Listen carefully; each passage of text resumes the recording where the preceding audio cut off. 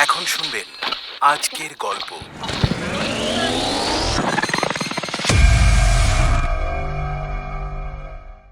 বলি আমার চোখের মাথা খেলে নাকি গো? তাকের ওপর বাটিতে যে ঘিটুকু রাখা ছিল সেটা কোথায়? আপনি ওই বাটিটার কথা বলছেন? সেটা দিয়ে তুমি কি করেছো সত্যি করে বলো। কি আবার করব? বাটিটা তাকে ছিল, আমি নিয়েছি। আমি কি গণক ঠাকুর নাকি যে জানবো ওটা আপনার আহুতির ঘি? সংসারে ঘি থাকলে তো রান্নাই হবে। মুখে মুখে তর্ক, জানো না এবারই নিয়ম? আজ কোর্টে অপমান সয়ে এলাম, আর মাস জ্বলে যাচ্ছে, আর ঘরে এসেও শান্তি নেই। এ কোন অলক্ষীকে ঘরে আনলাম রে বাবা? তুমি তো নাম বললে, কি জানো? মৌরি? হ্যাঁ হ্যাঁ, মৌরি ফুল। এসো আমরা দুজনে মৌরি ফুল পাতাই। তুমি আমার মৌরি ফুল, আমি তোমার মৌরি ফুল।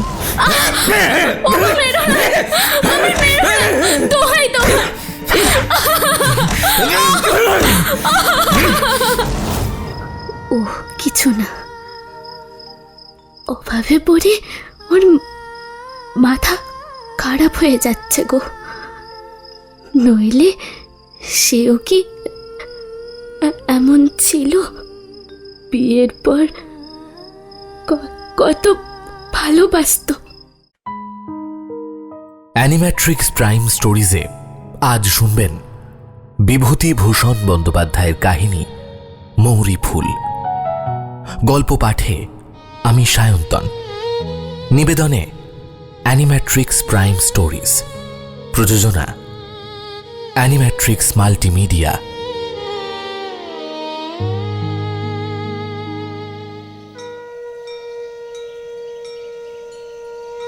অন্ধকার তখনও ঠিক নামেনি, তবে দিনের আলো ফুরিয়ে এসেছে।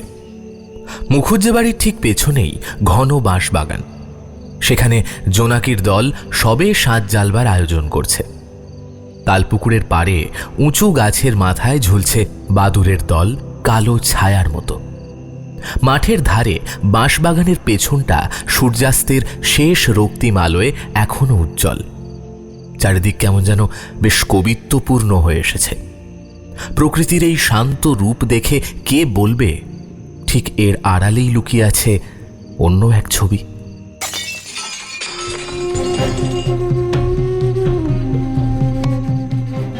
বাইরের এই শান্তির লেশমাত্র নেই মুখুজ্জে বাড়ির অন্দরে। হঠাৎই এক তুমুল কলরব আর হইচই উঠল।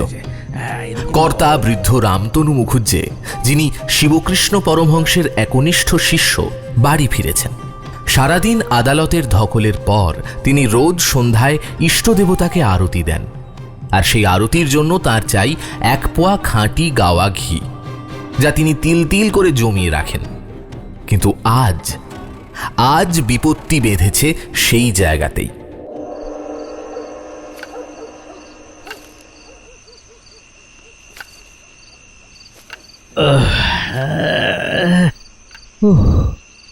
আর মাস কালি হয়ে গেল। বিপক্ষের উকিলের যা চেহারা, ভেবেছিলাম বাড়ি এসে হাত পা ধুয়ে শ্রীগুরুর নামটা নিয়ে মনটা একটু জুড়োবো।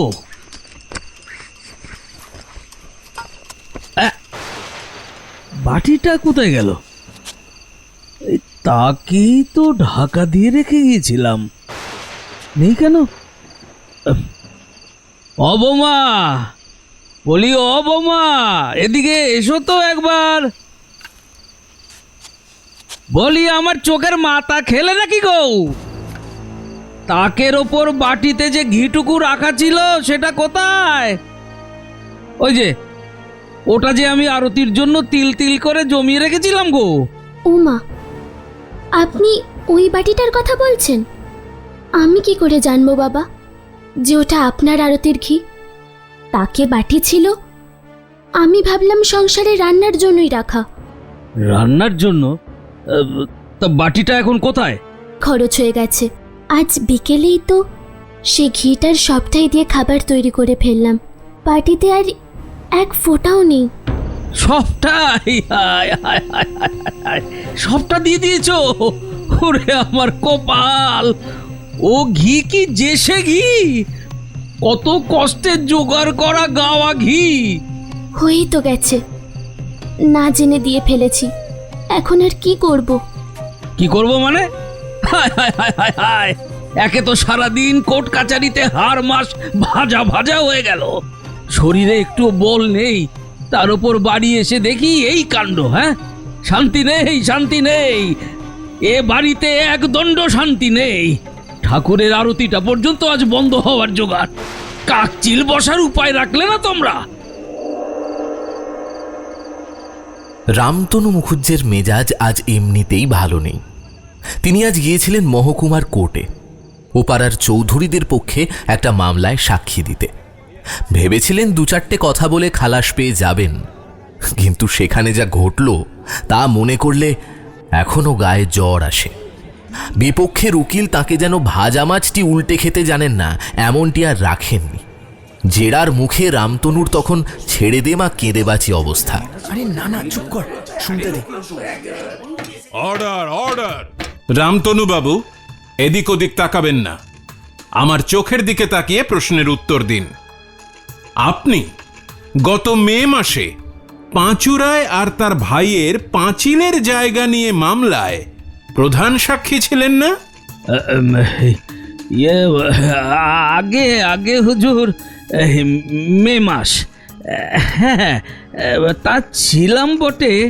বেশ, এবার বলুন, দুনালির চৌধুরীদের কানসোনার মাঠের দাঙ্গার মোকদ্দমায় আপনি পুলিশের দিকে সাক্ষী দিয়েছিলেন কি না? মনে করে দেখুন। আগে ওই কানসোনার মাঠ, আগে হ্যাঁ, মানে দিয়েছিলাম হুজুর। খুব ভালো, স্মৃতিশক্তি তো আপনার দিব্যি টনটনে। তাহলে এটাও মনে থাকার কথা। আচ্ছা, এর কিছুদিন পরেই বড় তরফের সত্ত্বের মামলায় আপনি বাদী পক্ষের সাক্ষী ছিলেন কি না? রামতনু মুখুজ্জে আকাশ পাতাল ভাবতে লাগলেন। কবে তিনি এ সাক্ষ্য দিয়েছিলেন? মুখুজ্জে মহাশয় প্রথমটা তা কিছুতেই মনে করতে পারলেন না। এদিকে বিপক্ষের উকিলের পুনঃ পুনঃ করা প্রশ্ন আর সামনে উঁচুতে বসে থাকা মুনসেফ বাবুর ভ্রুকুটি মিশ্রিত দৃষ্টি, সব মিলিয়ে হতভাগ্য রামতনুর তখন মনে হচ্ছে উকিল আমলায় ভর্তি এই এজলাসে তিনি যেন সর্ষে ফুল দেখছেন। কি হলো রামতনু বাবু, চুপ করে আছেন কেন? মুনসেফ বাবু অপেক্ষা করছেন, বলুন ছিলেন কি না? আগে হুজুর, আগে হ্যাঁ, মনে পড়েছে, আমি সাক্ষ্য দিয়েছিলাম বটে। এই তো জুলাই মাসে এই কোর্টেই তো আমি তা দিয়ে গিয়েছি হুজুর। লোকটা ভয়ে একেবারে সিঁটিয়ে আছে। আদালতের কাঠগড়ায় উকিল আর আমলায় ভর্তি এজলাসে রামতনু কিভাবে নাজেহাল হয়েছেন সে কথা আর বিস্তারিত নাই বা বললাম। মোটের ওপর রামতনু মুখুজ্জে যখন আদালতের সিঁড়ি ভেঙে নিচে নামলেন তখন তিনি বিধ্বস্ত। অপমান আর লজ্জায় তার কান ঝাঁ ঝাঁ করছে।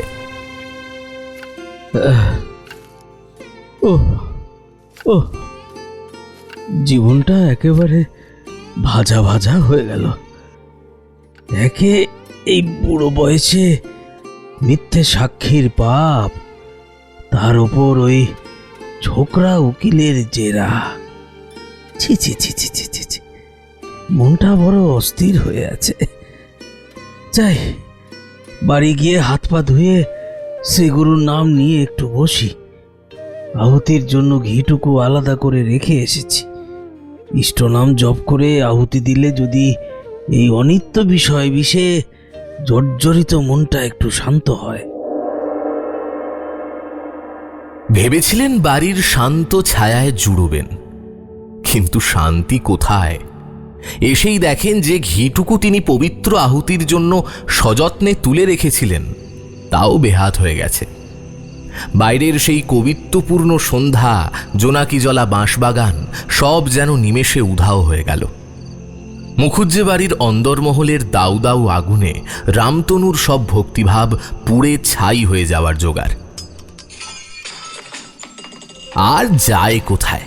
আদালতের অপমানে জ্বলে পুড়ে থাকা বারুদ যেন আগুনের ছোঁয়া পেল। আহুতির ঘি নষ্ট হয়েছে শুনে রামতনুবাবু হিতাহিত জ্ঞান হারালেন। অন্যদিকে 18 বছরের তরুণী পুত্রবধূ সুশীলাও কম যায় না। শুরু হলো শ্বশুর আর পুত্রবধূর মধ্যে রীতিমতো কবির লড়াই। বলি ও বৌমা, কানে কি কথা ঢোকে না? হ্যাঁ, তাকের ওপর বাটিতে যে ঘিটুকু ছিল সেটা দিয়ে তুমি কি করেছো? সত্যি করে বলো।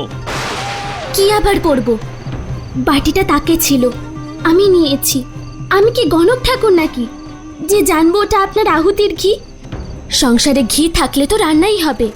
হ্যাঁ, রান্না হবে, রান্না হবে। আমার জপ তপ আহুতি সব চুলোই দিয়ে তোমার রান্না হবে? ওটা যে আমি তিল তিল করে জমিয়েছিলাম গো। কি অনাচার! তা বাবু হয়েই তো গেছে, এখন আর চেঁচিয়ে কি হবে? ঘি তো আর পেট থেকে উগড়ে দেওয়া যাবে না। আর ওইটুকু ঘি দিয়ে কি এমন মহাভারত অশুদ্ধ হলো শুনি? কি হবে মানে? মুখে মুখে তর্ক! জানো না এবারই নিয়ম? আজ কোর্টে অপমান সয়ে এলাম, হার মাস জ্বলে যাচ্ছে, আর ঘরে এসেও শান্তি নেই। এ কোন অলক্ষীকে ঘরে আনলাম রে বাবা? তোমার বাপের বাড়ির শিক্ষা এই? গুরুজনদের সঙ্গে কেমন করে ব্যবহার করতে হয় শেখায়নি? খবরদার বাবা, বাপের বাড়ির কথা তুলবেন না বলে দিচ্ছি। যা বলবার আমাকে বলুন। আমার বাবা মা আমাকে যথেষ্ট শিক্ষা দিয়েছেন। আপনার ঘরে ঘি নেই বলে কি আমার বাপের বাড়ির নিন্দে শুনতে হবে? সুশীলা ছাড়বার পাত্রী নয়, সে সমানে জবাব দিতে লাগলো। অন্যদিকে রামতনুবাবু অপমানে ও রাগে ক্ষিপ্ত হয়ে পুত্রবধূর 14 গোষ্ঠী উদ্ধার করতে শুরু করলেন। রাগের মাথায় তিনি এমন সব দুরূহ সংস্কৃত ঘেঁষা শব্দ ব্যবহার করতে লাগলেন যা বোঝা সাধারণ মানুষের কম্য নয়। বিদ্যাসাগর মশাইয়ের বর্ণ পরিচয়ের কঠিন শব্দগুলো যেন হঠাৎ জীবন্ত হয়ে উঠল তার মুখে। চুপ করো মুখরা! তোমার মতো দুষ্টা ভাজ্জা আর কলহপ্রিয়া রমণী আমি জীবনে দেখিনি। এই যে দেখছি একেবারে সাক্ষাৎ কুল ও নাশা। হ্যাঁ, আমার পিত্রালয়ের নাম ডোবাতে বসেছো তুমি। তোমার ওই অধ্যত্ত আমি কিছুতেই সহ্য করব না। ওসব ভারী ভারী কথা আমাকে শুনিয়ে লাভ নেই। সোজা কথায় বলুন, ঘি খেয়েছি, বেশ করেছি। আপনার ছেলের পাতেই তো দিয়েছি, নিজে তো আর গিলিনি। হায় হায় হায় হায় হায় হায়! কাকেই বা বোঝায়? এই যে উলু বনে মুক্ত ছড়ানো। হ্যাঁ, দোহাই মা, তুমি ক্ষান্ত দাও, আমার কপালে আর শান্তি নেই, তা আমি বুঝে গেছি। ঠিক এমন সময় বাড়ি ফিরল মুখুজ্জে মশাইয়ের ছেলে কিশোরী। চৌধুরীদের জমিদারিতে 9 টাকা বেতনের সামান্য মুহুরি সে। সারাদিন হাড় ভাঙা খাটুনির পর তার শরীর আর চলে না, মনটাও তিতিবিরক্ত হয়ে থাকে।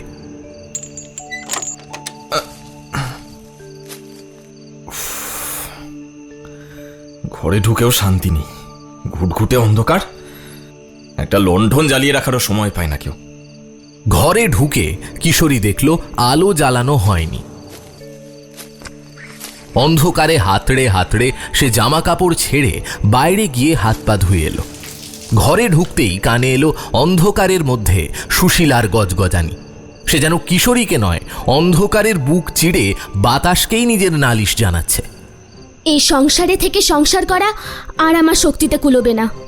হার মাস কালই হয়ে গেল, তবু কারো মন পেলাম না। কাল সকালেই যেন গরুর গাড়ি ডেকে আমাকে বাপের বাড়ি পাঠিয়ে দেওয়া হয়। আমি আর এক মুহূর্ত থাকবো না এখানে। কিশোরী স্ত্রীর কথার কোনো জবাব দিল না। সে জানে উত্তর দিলেই কুরুক্ষেত্র বাঁধবে। সে নীরবে দেশলাই জেলে লণ্ঠনটা ধরালো। তারপর ঘরের কোণ থেকে নিজের বাঁশের লাঠি গাছাটা তুলে নিয়ে চুপচাপ বেরিয়ে গেল। তার গন্তব্য ওপাড়ার রায়বাড়ির চণ্ডীমণ্ডপ। সেখানে গ্রামের নিষ্কর্মা যুবকদের যাত্রার আখড়াই ও রিহার্সাল চলে।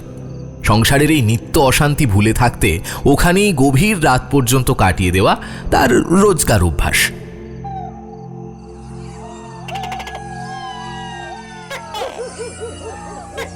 রাত তখন অনেক। যাত্রা রিহার্সাল শেষ করে কিশোরী বাড়ি ফিরল। ঘরে ঢুকে দেখল টিমটিম করে লণ্ঠন জ্বলছে, খাবার ঢাকা দেওয়া আছে, আর সুশীলা অকাতরে ঘুমোচ্ছে। কিশোরী নিঃশব্দে খেয়ে দিয়ে শুতে যাবে, ভাবল বউকে আর জাগিয়ে কাজ নেই। কিন্তু বিছানায় উঠতেই সুশীলা ধর্মর করে উঠে বসল। স্বামীকে দেখে তার ঘুম জড়ানো চোখে ভিড় করে এলো এক রাশ অভিমান। কখন এলে? আমি সেই কখন থেকে বসে আছি। আমাকে একটু ডাকলে না কেন? একা একা খেয়ে নিলে? আর ডেকে কি হবে? আমার কি আর হাত পা নেই? নিজে নিয়ে খেতে জানি নে। রাত দুপুরে আর আদিক্ষেতা করো না তো। আদিক্ষেতা নিতে জানো তো যেন? কাল থেকে আমার আর এখানে বনবে না বলে দিচ্ছি। এ যেন হয়েছে শত্রুপুরীর মধ্যে বাস। বাড়ি শুদ্ধ লোক আমার পিছনে এমন করে লেগেছে কেন আমি শুনতে চাই। আমি কি দাসীবাদী? না হয় বরং। কান্নায় ফুলে উঠে সুশীলা বালিশে মুখ গুঁজল। কিশোরী বুঝল এত রাতে গায়ে পড়ে ঝগড়া করার মতলব। সে ভাবল ভাত ঢাকা ছিল, নিজে নিয়ে খেয়েছে, তাতেও দোষ। এ আসলে ঝগড়া করার একটা ছল মাত্র। সারাদিন বাইরে খেটে খুঁটে এসে রাতেও যদি এই কান্নাকাটি শুনতে হয়, তবে মানুষ বাঁচে কি করে? উফ, আবার শুরু হলো। যা খুশি কালকে করো, এখন একটু ঘুমোতে দাও তো। ঘুমোচ্ছিলে বলেই আর ডাকিনি, এই তো আমার অপরাধ। তা বেশ, কাল থেকে ওঠাবো, চুলের মুঠি ধরে টেনে ওঠাবো। তখন যেন আবার নালিশ করতে এসো না। কিশোরীর এই রুক্ষ শাসনে সুশীলা কোনো কথা বলল না, মুখও তুলল না। বালিশে মুখ গুঁজে পড়ে রইল। তার অভিমান পাথরের মতো ভারী হয়ে চেপে বসল বুকের ভেতর।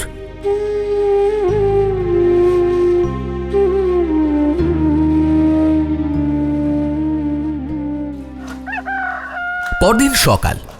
মুখুজ্জে বাড়িতে সকালটা শুরু হলো এক রাশ ব্যস্ততা নিয়ে। রামতনু মুখুজ্জে আজই বেরোবেন কোর্টে। নতুন কয়েকটা সাক্ষীকে তালিম দিতে হবে। হাতে একদম সময় নেই। ও বৌমা, বলি কানে কি কথা যায় না? একটু সকাল সকাল ভাত দিও গো। সেই কখন থেকে বলছি। চৌধুরীদের বাড়ি গিয়ে সাক্ষীদের পড়া তৈরি করাতে হবে। আরে দেরি হয়ে যাচ্ছে যে। কিন্তু কে কার কথা শোনে? তালিম দিয়ে সকাল 9টার সময় বাড়ি ফিরে রামতনু দেখলেন এক এলাহি কাণ্ড। ভাতের হাঁড়ি তখনও নামেনি। সুশীলা কেবল স্নান সেরে এসে রৌদ্রে ভেজা কাপড় মেলছে, আর ওদিকে রান্নাঘরে গিন্নি মোক্ষদা সুন্দরী গজগজ করছেন। হয় আমি একদিকে বেরিয়ে যাই, না হয় বাপু এর একটা বিহিত করো। সেই সকাল থেকে মেয়েটা ঘুরপাক দিয়ে দিয়ে বেড়াচ্ছে, কাজের কাজ কিচ্ছুটি নেই। বলছি ও বৌমা, দুটো ভাত চড়িয়ে দাও, কর্তা বেরোবেন। হাতে পায়ে ধরতে কেবল বাকি রেখেছি, কার কথা কে শোনে? এই বেলা দুপুরের সময় রানী এখন এলেন নে, নবাবের ঝিসাব। সুশীলাও কম যায় না। শাশুড়ির এই খোঁটা শুনে সে আর চুপ করে থাকতে পারল না। রকে কাপড় মেলতে মেলতেই সে সমান গলায় জবাব দিল। নবাবের ঝি হতে যাব কেন? আর আমি তো তোমাদের মাইনে করা দাসীও নই। আমি যখন পারবো রান্না চড়াবো। সকাল থেকে কি আমি বসে আছি নাকি? বাসন মাজা, জল তোলা, ঘর মোছা, এত খাটুনি সেরে আবার 8টার মধ্যে ভাত দেব? মানুষের তো আর শরীর নয় যেন পাথর। যার না চলবে সে নিজে গিয়ে রেঁধে নিক না। ও মা, কথা শোনো একবার, মুখে মুখে তর্ক, বলি আসপদ্দা তো কম নয়। শাশুড়ি ও পুত্রবধূর এই নিত্যনৈমিত্তিক অশান্তিতে মুখুজ্জে বাড়ির সকালটা আরও একবার তেতে উঠল। রামতনুবাবু দাওয়ায় বসে হতাশ হয়ে তামাক টানতে লাগলেন। সুশীলার মুখের ওপর জবাব শুনে মোক্ষদার রাগে অগ্নিশর্মা। তিনি খুন্তি হাতে রান্নাঘরের দাওয়ায় এসে নটরাজ শিবের তাণ্ডব নর্তনের এক আধুনিক সংস্করণ শুরু করতে যাচ্ছিলেন। অর্থাৎ সুশীলাকে হয়তো মেরেই বসতেন, কিন্তু একটা ঘটনায় তা হঠাৎ বন্ধ হয়ে গেল। ও হাপু হাপু হাপু হাপু হাপু হাপু হাপু, বাবা তারকনাথের চরণে হাপু হাপু হাপু, মায়ের চরণে ভক্তির। বাড়িতে ঢুকলো একটি 10-12 বছরের ছেলে। রং বড়ই কালো, ম্যালেরিয়ায় ভুগে শরীরটা জীর্ণ শীর্ণ হয়ে গেছে। পরনে অতি ময়লা এক ফালি গামছা। পৌষের এই হাড় কাঁপানো শীতেও তার গায়ে আর কিছুই নেই। হাতে একটা ছোট বাখারির ছড়ি। সে পাশের গ্রামের আতর আলী ঘরামির ছেলে। গত বছর বাবা মারা গেছে, মা আর 2টি বোন ছাড়া সংসারে আর কেউ নেই। পেটের দায় এই কচি বয়সে নিজেই পিঠে ছড়ি বাজিয়ে হাপু গেয়ে সে সংসার চালায়। গ্রামের প্রায় সব বাড়িতেই সে যায়, কিন্তু হাড় কৃপণ রামতনু মুখুজ্জের বাড়িতে সে আগে কখনো আসেনি। আজ বোধহয় আর কোনো উপায় ছিল না। ও হাপু হাপু হাপু হাপু হাপু হাপু বাবা তারকনাথের চরণে হাপু হাপু মায়ের চরণে ভক্তি রেখে হাপু দুটো ভাতের তরে হাপু হাপু হাপু। থাম থাম থাম বলছি, ওসব রাখ। সকালবেলায় এমনিতেই মেজাজ গরম, তার উপর এসে জুটলো হাপু গাইতে। এখন ওসব দেখবার শখ নেই আমার। যা যা যা, অন্য বাড়িতে আগে যা যা যা যা এখান থেকে।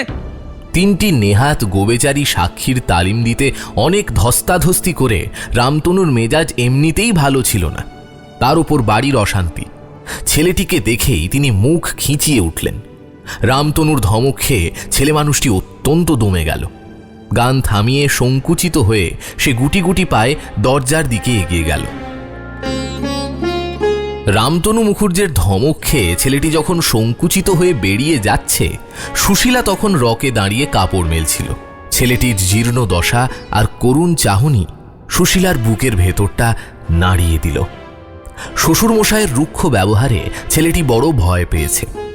ছেলেটি সদর দরজা পার হতে না হতেই সুশীলা তাড়াতাড়ি পা চালিয়ে বাইরের রকে এসে তাকে ডাকল। ওরে ও খোকা, শুনে যা, ভয় নেই, এদিকে আয়। তোর বাড়ি কোথায় রে? আগে হরিপুর মা ঠাকুরন। হরিপুর? সে তো পাশের গা। তা তোর বাড়িতে কে আছে আর? মোর বাপ মারা গেছে 8 বছর মা ঠাকুরন। মোদের আর কেউ নাই, মুই বড় আর ছোট দুটো বোন আছে, ওরাই মোর সব। ওমা, তুই একাই সব দেখিস? তাই বুঝি পেটের দায়ে তুই হাঁপু খাস? হ্যাঁ রে, এইটুকু বয়সে নিজের পিঠে এমন করে মারিস, তোর লাগে না? এতে কি সংসার চলে? রামতনুর ধমকে ছেলেটা এমনিতেই দমে গিয়েছিল। এখন সুশীলার গলায় এমন আপন করা সহানুভূতির সুর পেয়ে তার বুকের জমানো কান্না আর বাধা মানল না। ম্যালেরিয়া শীর্ণ হাতখানা তুলে চোখ মুছে সে ধরা গলায় উত্তর দিল, না মা ঠাকুরন, চলে না।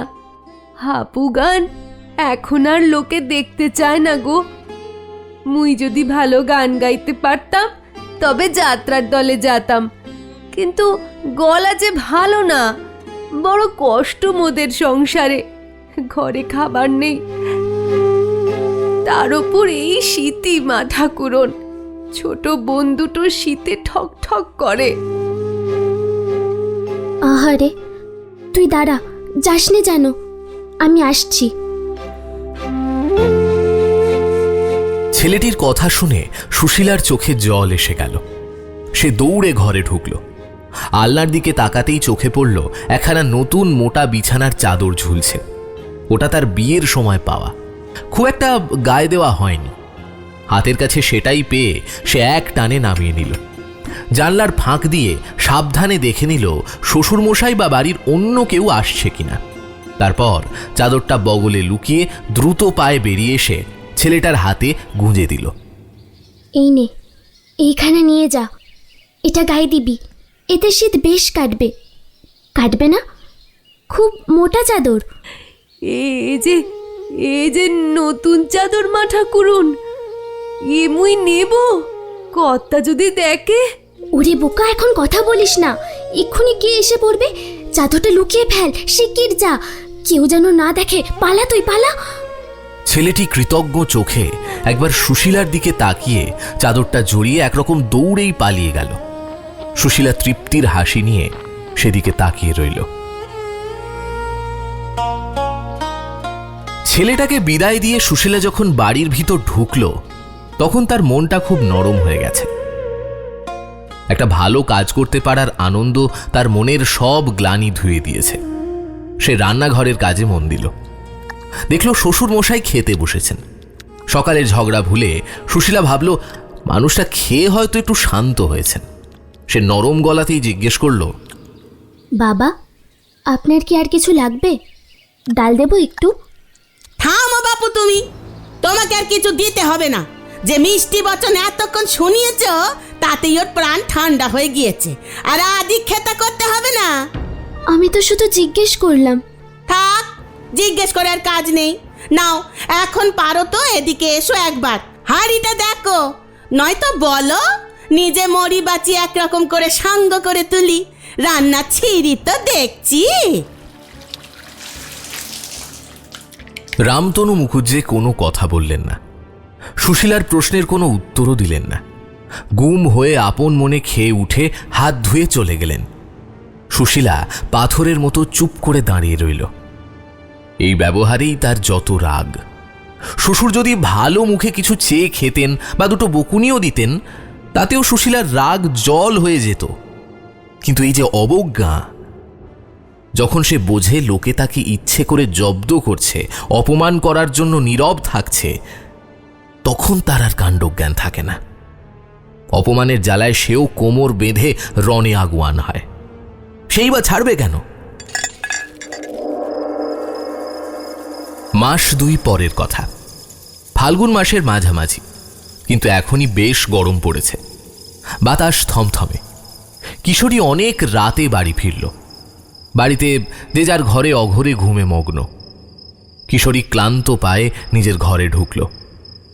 ঘরে ঢুকেই সে থমকে দাঁড়ালো। দেখল মেঝের ওপর মাদুর পেতে সুশীলা বসে আছে, আর খুব মন দিয়ে কি যেন একটা চিঠি লিখছে। লণ্ঠনের আলোয় তার মুখে একটা অদ্ভুত ছায়া। এত রাতে মেঝের ওপর বসে কি সব লেখা হচ্ছে? কাকে চিঠি লিখছো তুমি? ও মা, তুমি কখন এলে? কাকে লিখছি তা দিয়ে তোমার কি কাজ? বলো কেন? দেখতে চাও বুঝি? সুশীলার চোখে মুখে একটা চটুল ভঙ্গি। সে ভাবল স্বামী হয়তো চিঠিটা দেখার জন্য এবার একটু পিড়াপিড়ি করবে, একটু খুনসুটি হবে, হয়তো হাত থেকে কেড়ে নেওয়ার চেষ্টা করবে। আসলে সে তো কাউকে চিঠি লিখছিল না। স্বামীকে কথা বলানোর জন্য এটা ছিল তার একটা পুরনো কৌশল, একটা ছোট্ট প্রেমের ফাঁদ। স্বামীর মুখে দুটো ভালো কথা শোনার জন্য, একটু সোহাগ পাওয়ার জন্য তার নারী হৃদয় চাতক পাখির মতো তৃষ্ণার্ত হয়েছিল। থাক, বলো না, আমার সোনার গরজ পড়েনি। ঢের হয়েছে, এখন ভাত দাও। রাত কম হয়নি, আবার সকাল থেকেই খাটুনি আরম্ভ হবে। খিদের জ্বালায় পেটটা চুঁই করছে। এখন আর ন্যাকামি ভালো লাগে না। কিশোরীর ওই নিরস কথায় সুশীলার মনটা কাঁচের মতো ভেঙে গেল। যে আশায় ঘুমে ঢুলতে ঢুলতে এই সামান্য ফাঁদটি পেতে বসেছিল, তা ব্যর্থ হল। কিশোরী সেই ফাঁদে পা দেওয়া তো দূর, সেদিকে ঘেঁষল না, উল্টে বিরক্তি প্রকাশ করল।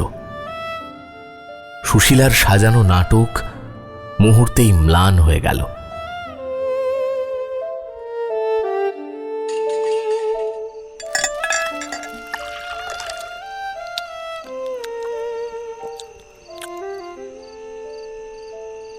কাগজ কলম দীর্ঘশ্বাসের সাথে তুলে রেখে সুশীলা স্বামীর ভাত বেড়ে দিল। খেয়ে দেয়ে কিশোরী শুয়ে পড়ল। কিন্তু ভ্যাবসা গরমে তার ঘুম আসছিল না, কেবল এপাশ ওপাশ করছিল। সুশীলা পাশে বসে পরম যত্নে হাত পাখা দিয়ে বাতাস করছিল। সুশীলা ভাবল, এই তো সুযোগ।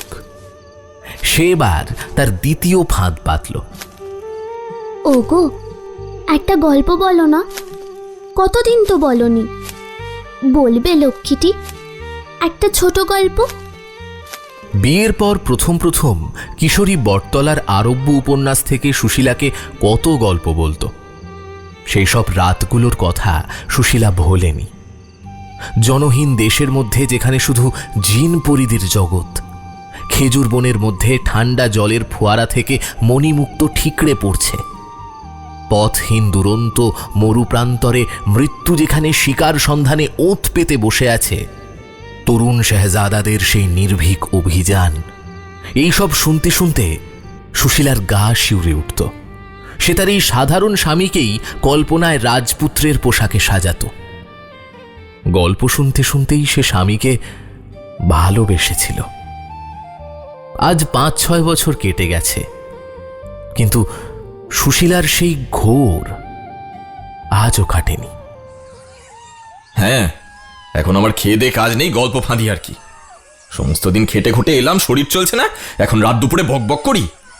তোমাদের কি, মেয়ে মানুষ, বাড়ি বসে সব পোষায়, বাইরের দুনিয়ার খবর তো রাখো না? তা হোক, আমারও তো খবর রাখার দরকার নেই। তুমি একটা বলো না গো, রাত এখন তো বেশি নয়, সবে তো শিয়াল ডাকলো। না, বেশি নয়। তোমার তো রাত কম বেশির জ্ঞান কত?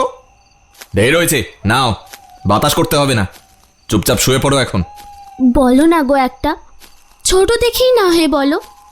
এত করে বলছি, একটা কথা রাখতে পারো না?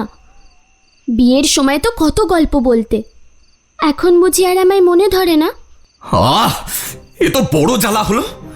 সারাদিন হাড় ভাঙা খাটুনির পর রাতেও একটু ঘুমোবার জো নেই। সমস্ত দিন তো গলা বাজিতে বাড়ি সরগরম রাখবে, রাত্রিরটাও একটু শান্তি নেই। মানুষ না পিশাচ তোমরা? গলাবাজি, এই শব্দটাই ছিল সুশীলার ব্যথার জায়গা। কিন্তু যে স্বামীর জন্য সে রাত জেগে বসে আছে, তার মুখেও এই অপবাদ। সুশীলা আর নিজেকে সামলাতে পারল না। অভিমানের বাঁধ ভেঙে সে একেবারে রণচণ্ডী হয়ে উঠল। বেশ করি গলাবাজি করি, গলাবাজি যখন করি তখন আর আমাকে রাখা কেন? তাতে অসুবিধা হয় আমাকে পাঠিয়ে দাও এখান থেকে, আমাকে উদ্ধার করো। রাত দুপুর করলে কে শুনি?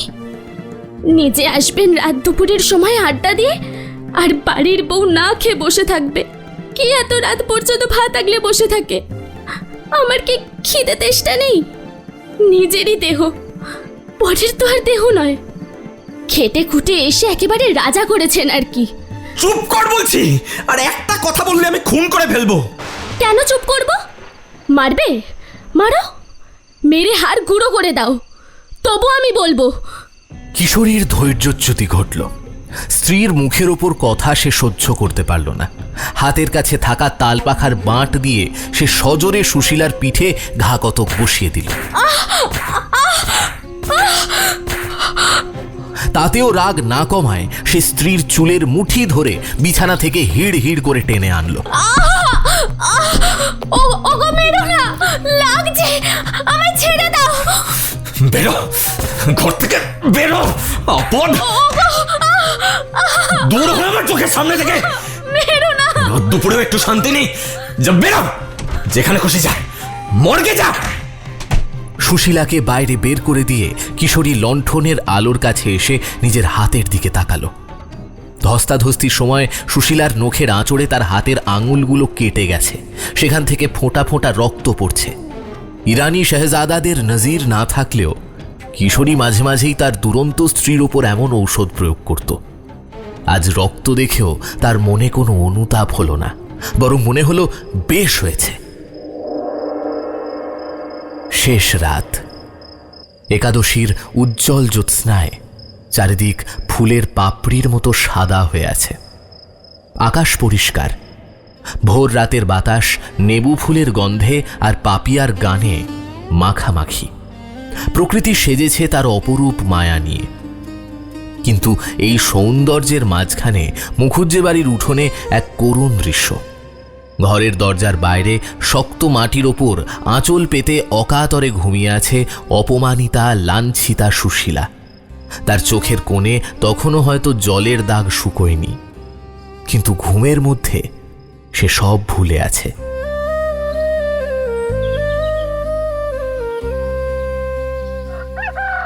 সকাল হলো, পূব আকাশে সূর্য উঠল। গ্রামের আর 5টা বাড়ির মতোই এ বাড়িতেও শুরু হলো দৈনন্দিন কাজ। যেন কাল রাতে কিছুই হয়নি, না কোনো অনুতাপ, না কোনো সান্ত্বনা। সংসার চলছে তার নিজস্ব গতিতে, বড়ই নির্মম সেই গতি। ও বৌমা, বলি ওটো, আর কত ঘুম হবে? আর চৌধুরীরা শিবতলায় পুজো দিতে যাবে, আমাদেরও যেতে বলেছে। আরে নৌকো সময় হয়ে এলো, ওটো বাপু ওটো, সকাল সকাল কাজগুলো সেরে নাও। সুশীলা ধর্মর করে উঠে বসল। কাল রাতের অপমান মারধর সব গিলে ফেলে সে আবার সংসারের জাঁতা কলে নিজেকে সঁপে দিল।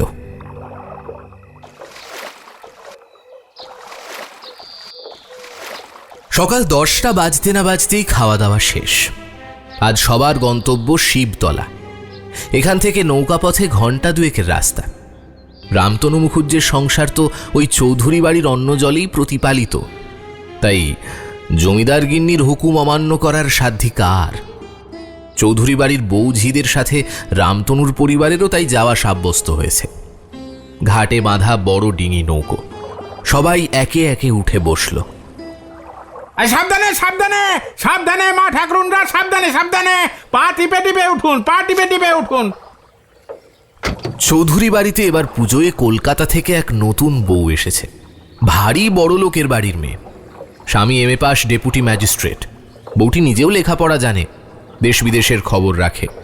নৌকার একপাশে চৌধুরী গিন্নি আর আমাদের মোক্ষদা ঠাকুরন সাবিত্রী ব্রতের বিশাল ফর্দ আর বড় মানুষই চাল নিয়ে আলোচনায় মগ্ন। কে কত ভরি সোনা গড়িয়েছে, কার বাপের বাড়ি থেকে কত তত্ত্ব এলো, এই সব আর কি। কিন্তু অন্য পাশে ছবিটা আলাদা। কলকাতার বউটি চুপ করে বসে নদীর দিকে তাকিয়ে আছে।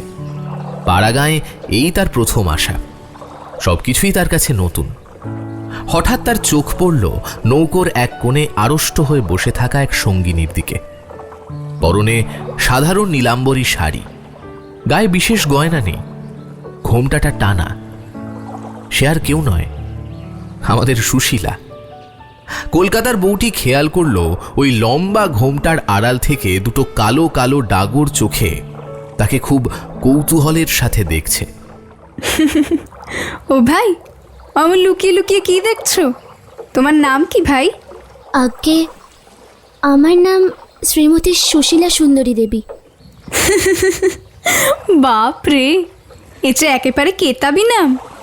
তা সুশীলা সুন্দরী দেবী, এত ঘুমটা কিসের ভাই?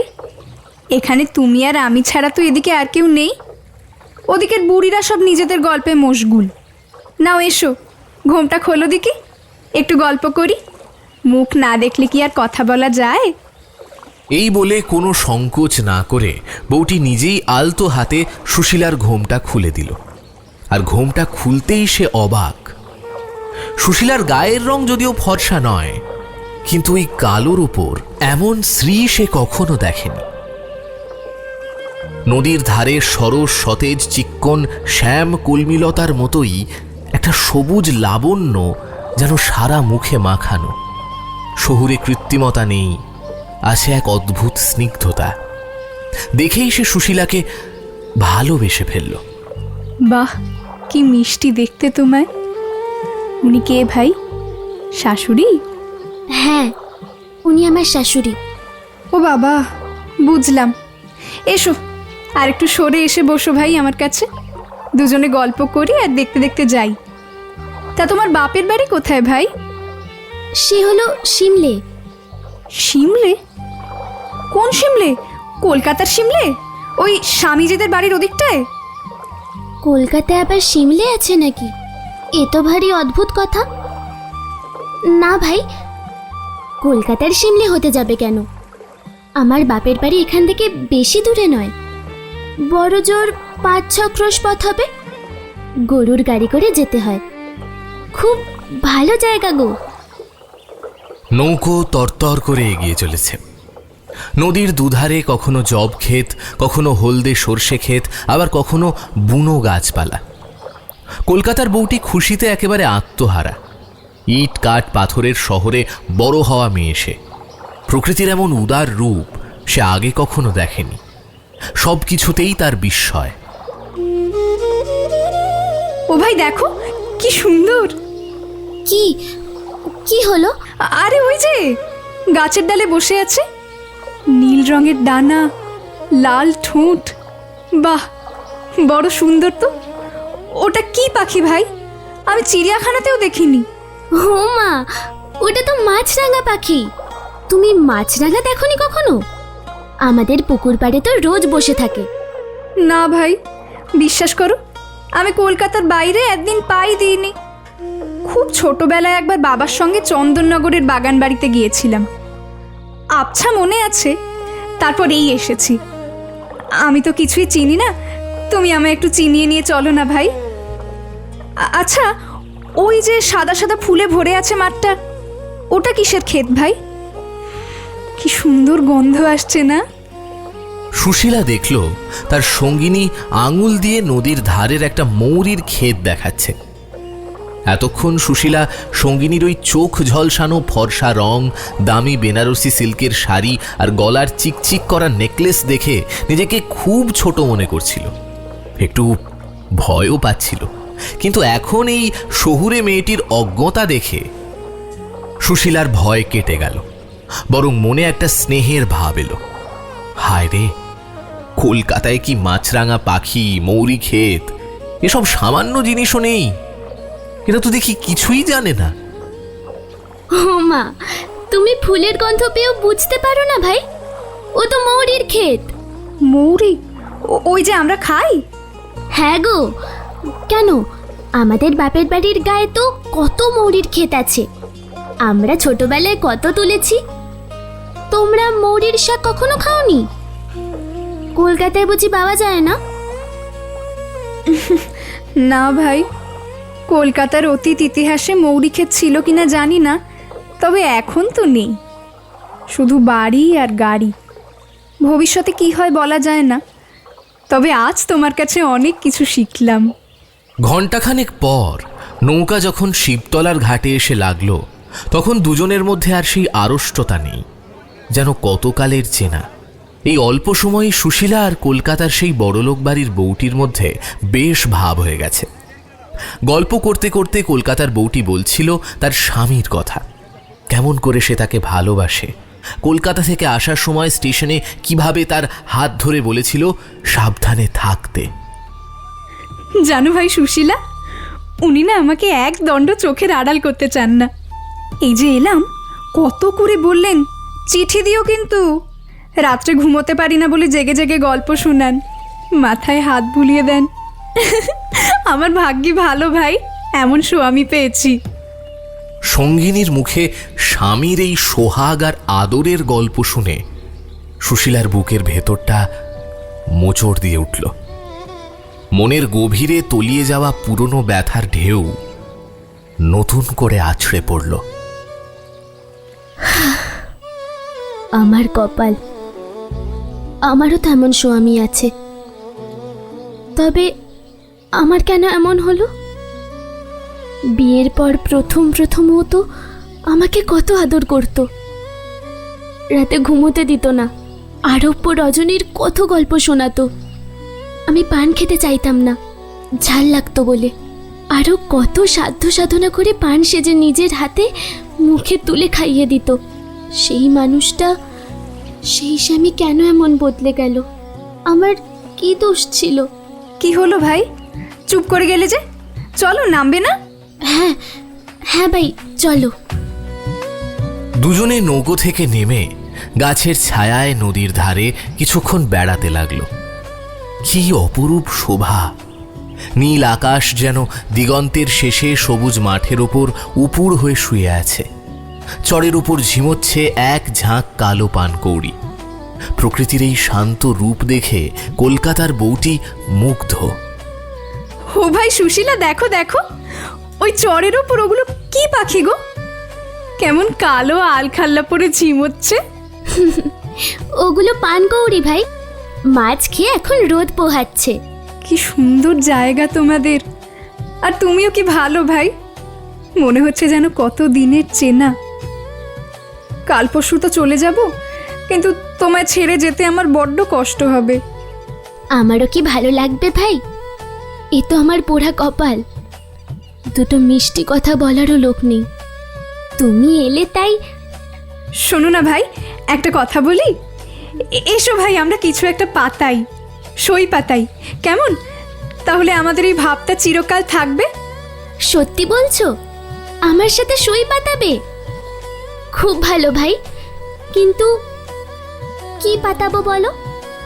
কি নাম দেব আমাদের এই সম্পর্কে? দাঁড়ো ভাবি। ফুল সই? না না, সে তো সবাই পাতায়। চোখের বালি? ওটাও পুরনো। এক কাজ করি, এসো, আস্তে আস্তে নদীর ধারে যে সাদা সাদা সুগন্ধি ফুলের ক্ষেত দেখে এলাম। তুমি তো নাম বললে, কি জানো? মৌরি।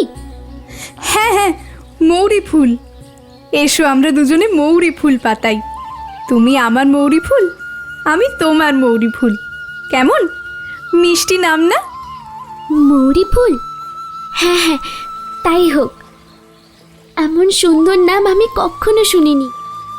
আমি তোমার মৌরি ফুল। সুশীলার মনে হলো এই তুচ্ছ জীবনে সে আজ এক অমূল্য রত্ন পেল। নদীর ধারের এই অবহেলিত বুনো ফুলই হলো তাদের সাক্ষী। দুজনে নদীর ঘাটে নামল। নদী থেকে অঞ্জলি ভরে জল তুলে সেই পবিত্র গঙ্গাজল ছুঁয়ে তারা দুজনে পাতিয়ে ফেলল এক মিষ্টি সম্পর্ক। মৌরি ফুল সাক্ষী রইল শুধু ওই নীল আকাশ আর নদীর ধারের নাম না জানা হাজারো গাছপালা। শিবতলার মন্দির প্রাঙ্গণে তখন লোকারণ্য। প্রকাণ্ড বটগাছের নিচে ছায়া ঘেরা স্থানে ভিড় জমেছে। সেখানে এক বুড়ি নানা রকমের শিকড় বাকড় আর মাদুলি নিয়ে পসরা সাজিয়ে বসেছে। তার কাছে নাকি সব মুশকিল আসান, রোগ সারা, ছেলে হওয়া, এমনকি হারানো গরু খোঁজার অব্যর্থ ওষুধও নাকি তার ঝুলিতে আছে। গ্রামের সহজ সরল মেয়ে বউরা হুমড়ি খেয়ে পড়ছে তার উপর। বৌমারা, বলি ওদিকে কি করছো সব? আরে এদিকে এসো, পুজোটা আগে সেরে নাও দেখি, তারপর যত খুশি মেলা দেখো। এসো এসো এসো। শাশুড়ির হাঁক শুনেও সুশীলার পা যেন আর সরতে চায় না। তার চোখ আটকে আছে ওই বুড়ির ঝুড়ির দিকে। কিন্তু কলকাতার বউটি তা বুঝতে পারল না। সে হাসতে হাসতে সুশীলার হাত ধরে টান দিল। চলো মৌরি ফুল, আগে পুজোটা দিয়ে আসি। ওই বুড়ির কাছে কি দেখছো? চলো চলো। কিন্তু সুশীলার মন পড়ে রইল ওই বুড়ির কাছে। মন্দিরের ভিড়ে সবাই যখন অঞ্জলি দিতে ব্যস্ত, সেই সুযোগে একটা ছুতো করে সুশীলা সবার নজর এড়িয়ে আবার সেই বটতলায় ফিরে এলো। বুড়ির সামনে তখন আর কেউ নেই। সুশীলা ভয় ভয় গিয়ে দাঁড়ালো। কে চাই? ওষুধ না মাদুলি? সুশীলার বুক দুরু দুরু করছে। লজ্জায় তার মুখ লাল হয়ে উঠল। সে কিছু বলতে পারল না, শুধু কাপড়ের খুঁটটা আঙুলে জড়াতে লাগলো। আর বলতে হবে না মাথা কুরন, মুখ দেখেই আমি সব বুঝতে পারি। তা তোমার এখনো গত অটুট, কাঁচা বয়স, ছেলে পেলে হবার বয়স তো চাইনি। বন্ধা দোষ নাকি? আগে না, তা নয়। ও এবার বুঝলাম। তা যদি হয় তাহলে নিশ্চয়ই স্বামী বসে নেই। স্বামীর বার মুখ টান আছে বুঝি? না মানে, সুশীলা মুখে কিছু বলতে পারল না, কিন্তু তার নীরবতাই সম্মতি জানালো। বুড়ির অভিজ্ঞ চোখ সুশীলার ব্যথিত মনের খবর পড়ে নিল।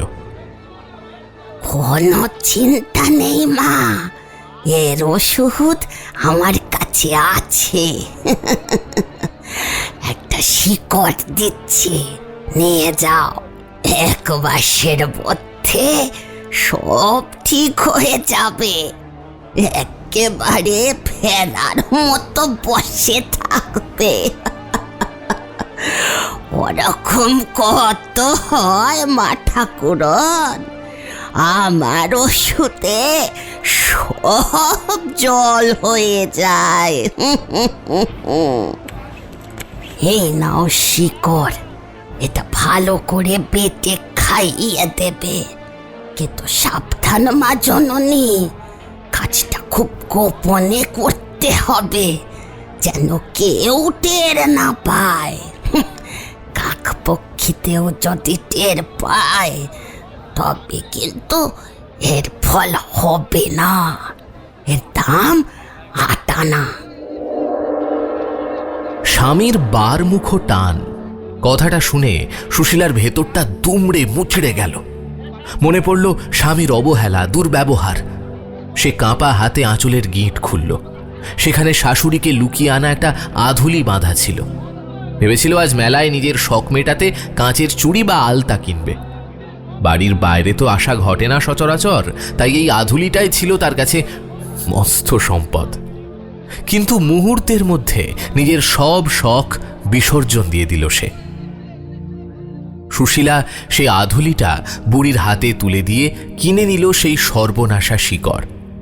সে জানত না এই শিকড় তার সংসারে সুখ ফেরাবে না, বরং ডেকে আনবে চরম সর্বনাশ।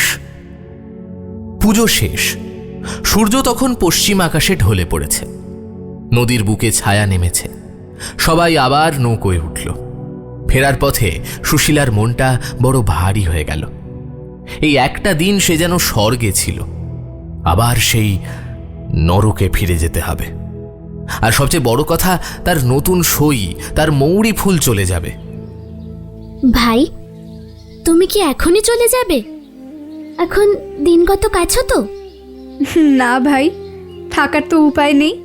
বরের ছুটি শেষ, আমি কাল কি পরশু সকালেই চলে যাব। মন খারাপ করো না ভাই, আমি চলে যাচ্ছি ঠিকই, তাহলেও তোমায় ভুলবো না মৌরি ফুল। তোমার এই ডাগর চোখ আর মায়াবী মুখখানি আমার মনে থাকবে ভাই। তুমি আমায় চিঠিপত্র দেবে তো? এবার পাড়াগাঁয়ে এসে তোমায় কুড়িয়ে পেলাম, এ আমার পরম ভাগ্য। তোমায় আমি কখনো ভুলবো না। সুশীলার চোখে জল এসে গেল। এই সংসারে সবাই তাকে দুশ্চরিত্রা, ঝগড়াটে, অলক্ষী বলে গালমন্দ করে। একমাত্র এই মেয়েটা তাকে ভালোবেসেছে, মিষ্টি কথা বলেছে। সুশীলার মনে হলো এই ভালোবাসার প্রতিদান তাকে দিতেই হবে। সুশীলার হাতে একটিমাত্র সোনার আংটি ছিল। বিয়ের পর তার মা তাকে এটা পরিয়ে দিয়েছিলেন, মায়ের শেষ স্মৃতি। সে হাত থেকে সেই আংটিটা খুলে সঙ্গিনীর হাতটা নিজের হাতের মুঠোয় নিল।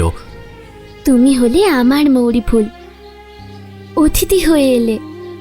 তোমায় খাওয়াবার কথা, কাপড় দেওয়ার কথা, কিন্তু আমার তো কোনো সাধ্য নেই ভাই, আমি কাঙাল। এই আংটিটা আমার মায়ের দেওয়া, আমার সম্বল বলতে এইটুকুই। এইটা তোমায় দিলাম ভাই। তবু এটা দেখে তুমি তোমার এই গরিব মৌরি ফুলকে ভুলে যাবে না। আরে আরে, করছো কি? দূর পাগল, না ভাই, এ আমি কিছুতেই নেব না। তোমার মায়ের দেওয়া আংটি, তোমার শেষ সম্বল, এ কেন আমায় দিতে যাবে? না ভাই, এতে আমার পাপ হবে। হোক পাপ, না করো না ভাই। মায়ের দেওয়া বলেই তো দিচ্ছি, যাতে মনে থাকে। তুমি না করো না, আমার মরা মুখ দেখবে যদি না নাও। দূর, ছি ছি, মরা মুখের কথা বলতে নেই। না ভাই, ওসব রাখো, আমার সোনা দানা কিচ্ছু চাই না। তোমার ভালোবাসা পেয়েছি, ওটাই আমার কাছে অনেক। সুশীলা খুব হতাশ হলো, তার মুখ অন্ধকার হয়ে গেল। দান ফেরত এলে মনে যে কি কষ্ট হয় তা সে আজ বুঝল। সে চুপ করে মাথা নিচু করে রইল। নৌকো তখন গ্রামের ঘাটে এসে লেগেছে। পায়ে পড়ি ভাই মৌরি ফুল, রাগ করো না। আচ্ছা, কেন তুমি শুধু শুধু তোমার মায়ের দেওয়া স্মৃতিটুকু আমায় দিয়ে নিজেকে রিক্ত করবে? তুমি যদি দিতেই চাও, এই আমি কথা দিচ্ছি, এই পুজোর সময় আমি আবার আসব। তখন অন্য কিছু দিও বরং। একদিন না হয় নিজের হাতে রেঁধে খাইও, তখন আমি পেট ভরে খাবো। আমায় ভুলবে না তো ভাই? তোমায় ভুলবো? তোমায় ভুলবো না ভাই মৌরি ফুল, কখনো না। তুমি কোন জন্মে যে আমার মায়ের পেটে বোন ছিলে ভাই মৌরি ফুল, আজ বড্ড মনে হচ্ছে গো।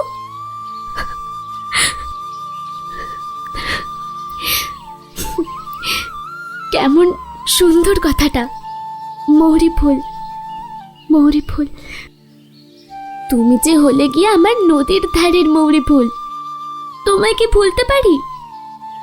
কথা শেষ না করেই সে দুহাতে সঙ্গিনীর গলা জড়িয়ে ধরল। দুজনেই চোখের জলে ঝাপসা দৃষ্টি নিয়ে বিদায় নিল। নদীর ঘাটে সন্ধ্যা নামল, আর সুশীলার জীবনেও যেন এক দীর্ঘ অমানিসার ছায়া ঘনিয়ে এলো। দিন কত কেটে গেল। কিশোরী বাড়ি নেই, কাজের খোঁজে অন্য গ্রামে গেছে। ফিরতে তার দু একদিন দেরি হবে। এদিকে বাড়িতে সকাল হতেই এক তুমুল ব্যস্ততা। জমিদার গিন্নি সাবিত্রী ব্রত প্রতিষ্ঠা করবেন, তাই মোক্ষদা ঠাকুরুন সাত সকালে উঠে স্নান সেরে তৈরি। চৌধুরী বাড়ির ডাকে কি আর ঘরে বসে থাকা যায়? বৌমা, শুনছো? আমি বেরিয়ে গেলাম, আমার ফিরবার কোনো ঠিক নেই। চৌধুরী বাড়ির কাজ কখন মেটে বলা যায় না। তুমি যেন আবার বসে থেকো না, রান্না বান্না সব করে রেখো বাপু। ফিরে এসে যেন হাঁড়ি হেসেল ঠান্ডা না দেখি। শাশুড়ির হুকুম জারি করে মোক্ষদা বেরিয়ে গেলেন। সুশীলা কোনো উত্তর দিল না, শুধু একটা দীর্ঘশ্বাস ফেলল। এ কথা মোক্ষদার না বললেও চলত, কারণ ভোরে উঠে বাসন মাজা, জল তোলা থেকে শুরু করে এ সংসারের সমস্ত কাজের ভার তো সুশীলার ওপরেই। কিশোরীর বিয়ের পর এ বাড়িতে আর ঝি চাকর ঢোকেনি। সুশীলা নীরবে ভূতের মতো খেটে যায়, কিন্তু সব ধৈর্যেরই একটা সীমা থাকে। মোক্ষদা ঠাকরুন চলে যাওয়ার পর সুশীলা সংসারের সব কাজ সেরে রান্নাঘরে ঢুকল। রান্নার জোগাড় করতে গিয়েই তার মাথায় আকাশ ভেঙে পড়ল। রান্নাঘরে এক টুকরো কাঠও নেই। কাঠ যে ফুরিয়ে গেছে সে কথা শ্বশুরমশাইকে আজ নিয়ে বহুবার বলা হয়েছে, কিন্তু রামতনুবাবুর কানে সে কথা ঢোকে না। রামতনু ভাবেন কাঠ কাটার লোক ডাকলে তো পয়সা খরচ। বৌমা যখন দা দিয়ে খিড়কির শুকনো ডালপালা কেটে কাজ চালাচ্ছে, তখন পয়সা খরচের দরকার কি? পুত্রবধূ বকছে, বকুক, বকুনি তোর স্বভাব। কিন্তু সুশীলার ধৈর্যের বাঁধ আজ ভেঙে গেল।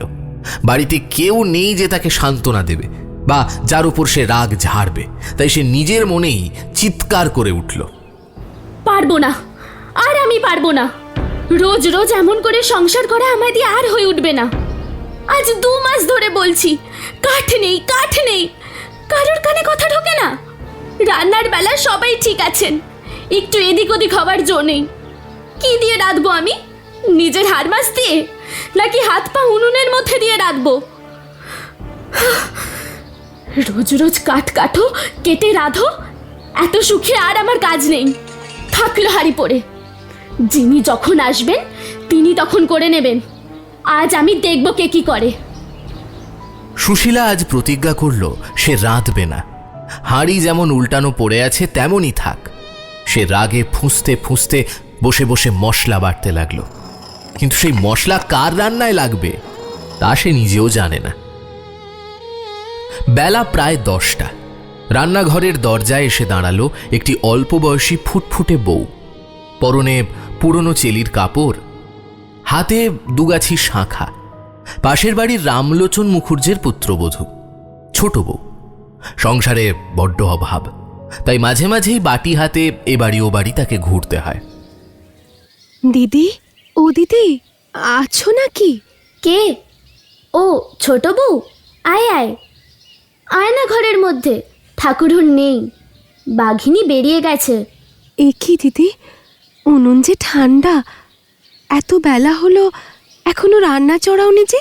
বেলা যে অনেক হলো। রান্না চড়াবো, হাঁড়ি কুড়ি ভেঙে ফেলিনি এই কত। আমার বই গেছে রাধতে। না না দিদি, ও ও সব কিছু করো না গো, আমার কথা শোনো। ভাত চড়িয়ে দাও লক্ষ্মীটি, নইলে জানো তো ওরা কিরকম লোক। ঠাকুরুন ফিরে এসে যদি দেখে, আর দাদাও তো ফিরবে, তোমাকে যে মেরে ফেলবে দিদি। মারুক, মেরে তো হারমাস কালি করেই দিয়েছে, আর কি করবে? দেব, দেখবে সব আজ কিরকম মজা। রোজ রোজ কাঠ কাটবো আর ভাত রাঁধবো? আমি কি মানুষ না নাকি রে? শরীরের যেন আর ব্যথা নেই। কাঠ নেই বুঝি? আচ্ছা দাঁড়াও, দাখানা দাও দিদি, আমি দিচ্ছি কেটে, তুমি বরং চালটা ধুয়ে নাও। খবরদার, তুই হাত দিবি না। তোর কি তাই তুই দিতে যাবি? বস ঠান্ডা হয়ে। যাদের গরজ আছে তারা নিজেরা বুঝুক গিয়ে। আমি আজের শেষ দেখে ছাড়বো। তোমার পায়ে পড়ি দিদি, জেদ করো না, দাও রান্নাটা চড়িয়ে। জানো তো ওরা তোমাকে। তুই বস ওখানে দেখে চুপ করে, দেখিস এখন মজা। আজ 2 মাস ধরে রোজ বলছি কাঠ নেই, কথা কানে যায় না কারুর। আজ মজাটা দেখাবো। বাড়িতে এসে যখন দেখবে হাঁড়ি চড়েনি, তখন বুঝবে কাঠ না থাকলে রান্না হয় না। ছোট বউ সুশীলার এই একগুয়েমি দেখে ভয় পেল। মজা শেষ পর্যন্ত কোন পক্ষ দেখবে তা নিয়ে তার যথেষ্ট সন্দেহ আছে। তবুও নিজের প্রয়োজনে সে আসল কথাটা পারল। দিদি, সেদিনকার সেই তেল নিয়ে গিয়েছিলাম, তা আমাদের এখনো রান্না হয়নি গো। শ্বশুরমশাই হাট থেকে ফেরেননি। আজ রাঁধবার এক ফোঁটাও তেল নেই। যদি একটু... ও, তেল নিবি? আচ্ছা, নিয়ে আয় দেখি বাটি। দেখি কি আছে। আমাদেরও বুঝি তেল আনা হয়নি, ওই ভাঁড়ে যা আছে। নিজের পাত্রে যতটুকু তেল ছিল সুশীলা সবটুকু সেই গরিব বউটির বাটিতে নিঃশেষে ঢেলে দিল। নিজের সংসারে রান্না হবে কিনা তার ঠিক নেই, অথচ অন্যের প্রয়োজনে সে উজাড় করে দিল। যাওয়ার সময় ছোট বউ কৃতজ্ঞ চোখে তাকালো, কিন্তু মনের ভয় গেল না। লক্ষ্মী দিদি, আমার কথা শোনো, দাও রান্না চড়িয়ে, এখনো সময় আছে। তুই পালা দেখি এখান থেকে। আমি ওদের মজা না দেখিয়ে আজ আর কিছুতেই ছাড়ছি নে। তুই যা, তোর রান্না চড়া গিয়ে। বেলা তখন 12টা। মোক্ষদা চৌধুরী বাড়ি ফিরে এসে যখন দেখলেন রান্নাঘরে উনুনই ধরানো হয়নি, তখন তিনি একেবারে অগ্নি শর্মা। তুলকালাম বাঁধিয়ে দিলেন তিনি। রামতনুবাবু এসে পরিস্থিতি দেখেও না দেখার ভান করে দালানে বসে চুপচাপ তামাক টানতে লাগলেন। ঝগড়া যখন তুঙ্গে, ঠিক তখনই অপ্রত্যাশিতভাবে কাজ সেরে বাড়ি ফিরল কিশোরী। আরে আরে ও কিশু, কিশু নিজের চোখে দেখে যা তোর বউয়ের কাণ্ড। এত বেলা হলো, পেটে তো আগুন জ্বলছে, অথচ নবাব জাদির উনুনে কোনো আঁচ পড়েনি। ওরে কাঠ নেই বলে উনি রান্না চড়াননি। ওরে ওরে আমার হাড় মাঝে চলে গেল রে। ক্ষুধার্ত ক্লান্ত কিশোরী মায়ের কথা শুনে জ্বলে উঠল। সারাদিনের খাটুনি আর পেটের খিদে মিলেমিশে এক ভয়ানক রাগে পরিণত হলো। তার সমস্ত আক্রোশ গিয়ে পড়ল স্ত্রীর ওপর। হাতের কাছেই একখানা শুকনো চেলা কাঠ পড়েছিল। হিতাহিত জ্ঞান শূন্য হয়ে তাই নিয়েই সে লাফিয়ে উঠল রান্নাঘরের দাওয়ায়। সুশীলা তখনও বসে বসে বাটনা বাটছিল। স্বামীকে যমদূতের মতো তেড়ে আসতে দেখে সে ভয় হাত দুটো তুলে নিজেকে আড়াল করার চেষ্টা করল। আরে ওগো শোনো, আমার কথাটা শোনো। কিন্তু কে কার কথা শোনে? কিশোরী তার খোঁপা ধরে এক হ্যাঁচকা টানে তাকে মাটিতে ফেলে দিল।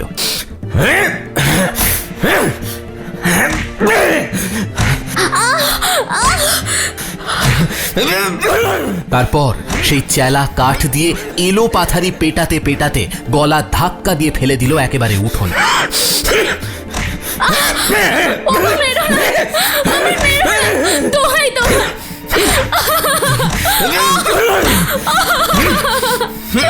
রামতনুবাবু ছেলের কাণ্ড দেখে হাঁ হাঁ করে ছুটে এলেন বটে। ওই দেখো, আরে কি করে, আরে থাম থাম, আরে কিছু, আরে ওই দেখো, আরে থাম থাম। কিন্তু ততক্ষণে যা হওয়ার হয়ে গেছে। সুশীলা মুখ থুবড়ে উঠোনে পড়ে আছে। বাটনা বাটার হলুদ লেগে তার কাপড়ে চোপড়ে ছোপ ধরেছে। খোঁপা খুলে গিয়ে রুক্ষ চুলগুলো মুখের ওপর ছড়িয়ে আছে। এক করুণ অবস্থা। ইস, মেরে একেবারে পাট করে দিলে গো। বউটারও দিমাগ কম না। চিৎকার শুনে গাঙ্গুলি বাড়ির ছেলেরা, পাড়ার মেয়েরা উঁকি মারছে। ওদিকের পাঁচিলের ওপর দিয়ে মুখ বাড়িয়ে ছোট বউয়ের শ্বশুর রামলোচন মজা দেখছেন। চারদিকের এই কৌতূহলী দৃষ্টির মাঝখানে অপমানিতা দিদিকে ওভাবে পড়ে থাকতে দেখে ছোট বউ আর নিজেকে ধরে রাখতে পারল না। তার লজ্জা ভয় সব উবে গেল। লজ্জাশীলা ছোট বউ এক উঠোন লোকের পরোয়া না করে ছুটে এলো। সুশীলার ধুলো মাখা হাত ধরে খিড়কি দৌড় দিয়ে বাইরে নিয়ে গিয়ে সে ফুঁপিয়ে কেঁদে উঠল। কেন ওরকম করতে গেলে দিদিমণি? কেন জেদ করলে? তখনই যে বারণ করলাম, কেন শুনলে না আমার কথা? এখন দেখো তো শরীরের কি হাল হয়েছে।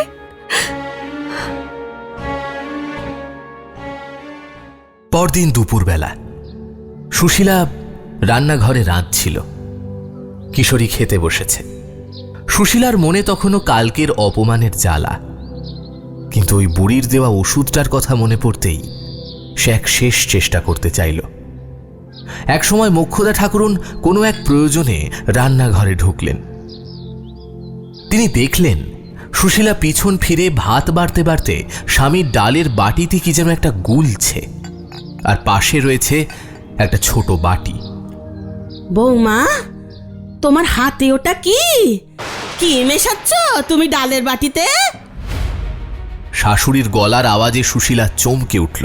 চোরের মতন পিছন ফিরতেই তার ভয়ার্ত চোখ মুখ দেখে মোক্ষদার সন্দেহ আরও বাড়ল। তিনি বাজ পাখির মতো ছোঁ মেরে সুশীলার হাত থেকে বাটিটা তুলে নিয়ে দেখলেন তাতে সবুজ মতো কি একটা বাটা লেগে আছে। কি এটা? হ্যাঁ, কি বেটেছো এতে? কথা বলছো না কেন? হ্যাঁ, মুখে কি কুলু বেটেছো? কি বলবে তো? সুশীলার মুখে কথা সরল না, তার মুখ ভয়ে লাল হয়ে উঠল। সে তো বলতে পারে না যে ওটা স্বামীকে বশ করার ওষুধ। আর তার এই নীরবতাই কাল হল। এরপর যা ঘটল তা এক ভয়ানক কাণ্ড। ওমা, কি সর্বনাশ হলো গো! ওরে ওরে, তোরা কে কোথায় আছিস? দেখে যা, দেখে যা। আর একটু হলেই হয়েছিল গো, আমার ছেলেকে আজ মেরে ফেলেছিল আর কি। কি সর্বনাশ হলো গো, কি সর্বনাশ হলো! মোক্ষদা ঠাকরুন বাটি হাতে চিৎকার করতে করতে উঠোনে এসে হাট বাঁধালেন। তার গগনভেদী চিৎকারে কিশোরী দালান থেকে খাওয়া ফেলে উঠে এলো। রামতনু এলেন, গাঙ্গুলি বাড়ির মেয়ে পুরুষ যে যেখানে ছিল সবাই ছুটে এলো। শুরু হলো এক অদ্ভুত বিচার সভা। দেখো, তোমরা সকলে দেখো। তোমরা তো ভাবো এই শাশুড়ি মাগি বড় দুষ্টু, বউকে দেখতে পারে না। আজ নিজের চোখে দেখে নাও ব্যাপারটা। কি সর্বনাশ হয়ে যেত এক্ষুনি। যদি আমি না দেখতাম। দোহাই দোহাই বাবা তারকনাথ, কি ঠেকানি না ঠেকিয়েছ। আমার বাচ্চা আজ বিষকে মরত গো, বিষকে মরত। এক উঠোন লোক শুনল রামতনুর দুরন্ত পুত্রবধূ স্বামীর ভাতে বিষ মিশিয়ে খাওয়াতে গিয়ে ধরা পড়েছে। সুশীলা পাথরের মূর্তির মতো দাঁড়িয়ে রইল, কোনো প্রতিবাদ করল না।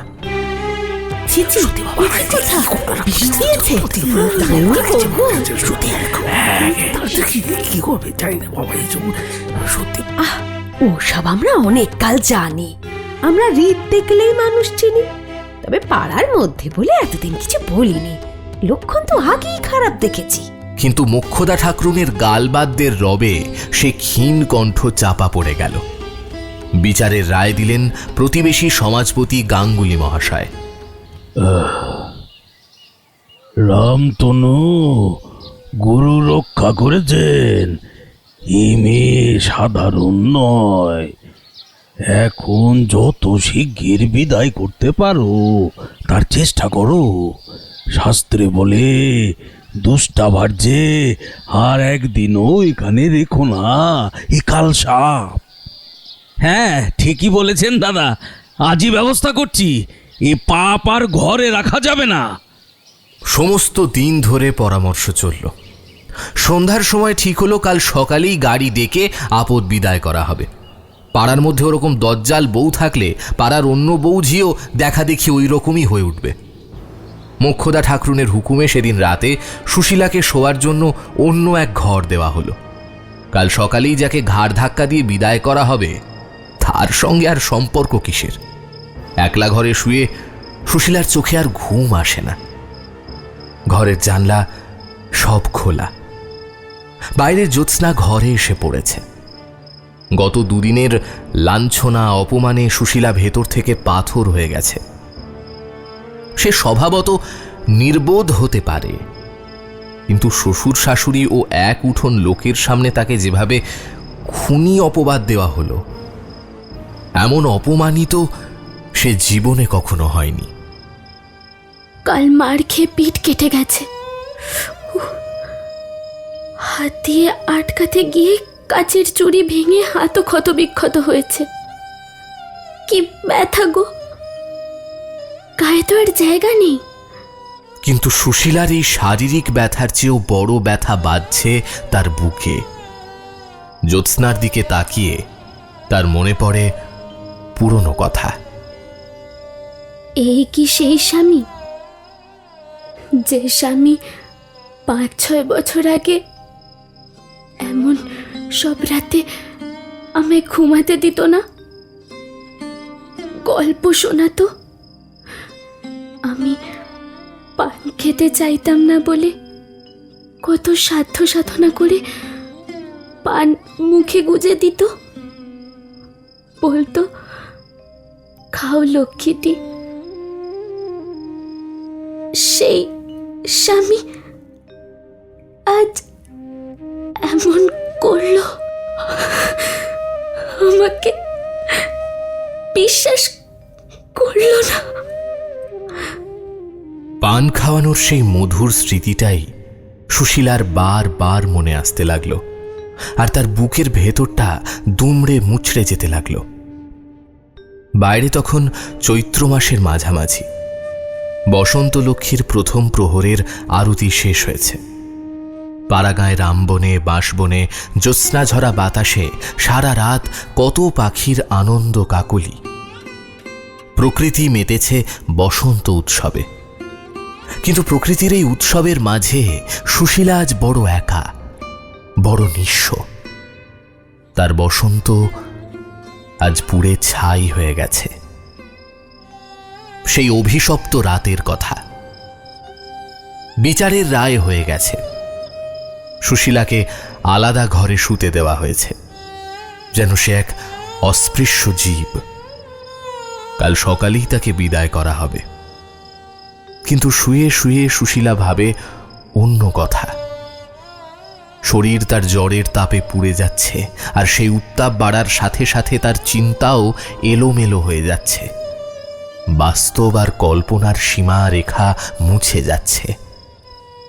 সে ভাবে এই বিশাল জগতে কেউ তাকে ভালোবাসে না, কেবল ভালোবাসে তার সই, তার মৌরি ফুল। মৌরি ফুল, ও মৌরি ফুল, তুই কেমন আছিস ভাই? ও নিশ্চয়ই আমাকে চিঠি লিখেছে। আমার কথা মনে করে ও রোজ রাত্রে কাঁদে। আমি জানি কাঁদে। সত্যি যদি এ জগতে কেউ আমাকে ভালোবাসে, তুই মৌরি ফুল আর ওই পাশের বাড়ির ছোট বউ। আহা, ছোট বউয়ের বড় কষ্ট। ওর শাশুড়িও বড্ড জ্বালায়। ভগবান দিন দিলে আমি ওর দুঃখ ঘোচাবো। আমি ওকে ভালো ভালো কাপড় দেব, খেতে দেব। আচ্ছা, স্বামী যে আমায় বিদায় করে দিচ্ছে, দূর, ও কিছু না। অভাবে পড়ে ওর মাথা খারাপ হয়ে যাচ্ছে গো। নইলে সেও কি এমন ছিল? বিয়ের পর কত ভালোবাসত। এক কাজ করব, মৌরি ফুলের পর তো মস্ত বড় হাকিম, কত জায়গায় বেড়ায়। তাকে একখানা চিঠি লিখে দেখব, যদি ওর কোনো চাকরি করে দিতে পারে। একটা হিললে হলেও আরও এমন করবে না। জ্বরের ঘোরে সুশীলার কল্পনার জগৎ তখন রঙিন হয়ে ওঠে। সে ভুলে যায় তার বর্তমান লাঞ্ছনা। সে স্বপ্ন দেখে এক নতুন ভবিষ্যতের। চাকরি হলে সে আর তার স্বামী আলাদা বাসায় থাকবে। সেখানে আর কেউ থাকবে না, না শাশুড়ি, না ননদ। মাঠের ধারের ছোট ঘরখানি সে মনের মতো করে সাজাবে। আলপনা দেবে, পর্দা লাগাবে। কুমড়োর মাচা পাতবো, নিজের গাছের কুমড়ো, শাক, বাজার খরচ কমে যাবে। লোকে বলে আমি গোছালো নই, আমি নাকি অলক্ষী। একবার নিজের বাসায় গেলে দেখিয়ে দেব আমি গোছালো কিনা। আমার সংসার দেখে লোকের চোখ ধাঁধিয়ে যাবে। জানলার বাইরে উজ্জ্বল জ্যোৎস্না। জ্বরের চোখে সেই আলোর দিকে তাকিয়ে সুশীলা ভাবে, ওগুলো কি ভাসছে? স্বামী একসময় গল্প করত, জ্যোৎস্না রাতে পরীরা সব ডানা মিলে খেলা করে বেড়ায়। ওই তো সাদা টানা পরীরা, ওরা ওরা আমাকে ডাকছে। আর ওই শোনো, বাঁশি বাজছে। আমার বিয়ের রাতে যেমন যেমন বেঁচেছিল ঠিক তেমন সুন্দর বাঁশি। সানাই বাজছে না? হ্যাঁ, সানাই তো। আচ্ছা, পিয়নে মৌরি ফুলের চিঠি দিয়ে গেল না কেন? আজই তো আসার কথা। ওই তো লাল চৌকো খাম, খুব বড়, উপরে সোনার জল দেওয়া নাম লেখা।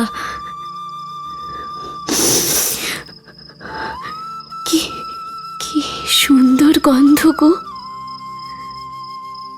আতর নাকি মাখানো? মৌরি ফুল আতর মাখিয়ে পাঠিয়েছে। বাস্তব আর কল্পনার জগৎ তখন একাকার। সুশীলা সেই কাল্পনিক আতর মাখানো চিঠির গন্ধে বিভোর হয়ে ঠোঁটে এক চিলতে হাসি নিয়ে ধীরে ধীরে অচৈতন্য হয়ে পড়ল। বাইরের পৃথিবী তখন তার কাছে অর্থহীন। পরদিন সকাল, বেলা গড়িয়ে যাচ্ছে, রোদ চড়চড় করছে, তবু বৌমা উঠছে না দেখে মোক্ষদা ঠাকরুন বিরক্ত হয়ে ঘরে ঢুকে উঁকি মারলেন। আপদ বিদেয় করতে হবে, অথচ তার ওঠার নাম নেই। বলি ও বৌমা, এখনো যে ওটার নাম নেই, বেলা দুপুর যে হতে চললো, গাড়ি ডাকতে হবে না? হোমা এ কি, গাজে আগুনের মতো পুড়ে যাচ্ছে। মোক্ষদা দেখলেন সুশীলা ছেঁড়া মাদুরের ওপর অঘোর অচৈতন্য অবস্থায় পড়ে আছে।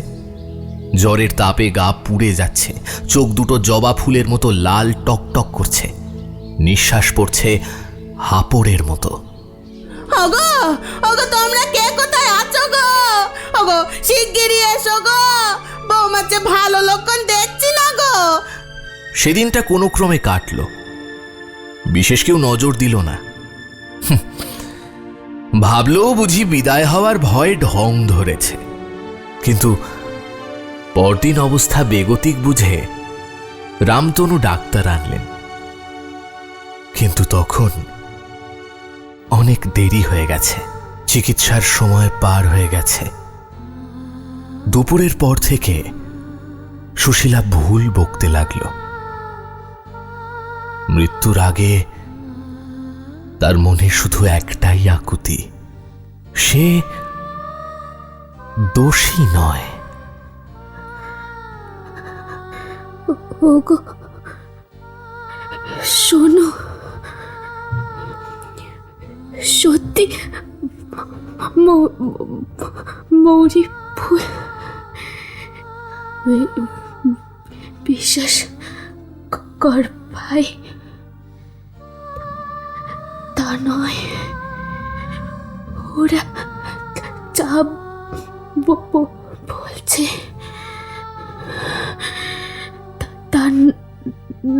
নয় গো, আমি স্বামীকে মারতে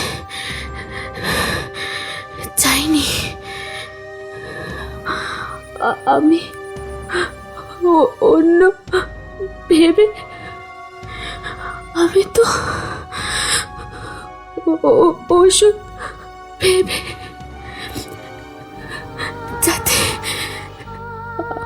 যাতে আমায় ভালোবাসে, যাতে আমায় ভালোবাসে। ওরে ভুল, তুই বিশ্বাস কর ভাই।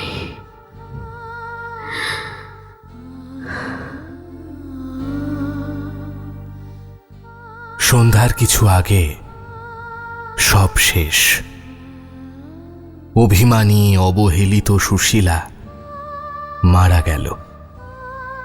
তার সব স্বপ্ন, কুমড়োর মাচা, আলাদা বাসা, সব ওই ছেঁড়া মাদুরেই শেষ হয়ে গেল। সুশীলার মৃত্যুতে গাঙ্গুলি পাড়ার হাড় জুড়ল। পাড়ার কাকচিলগুলো যেন একটু স্বস্তি পেল। বাড়িতে আর নিত্য অশান্তি নেই।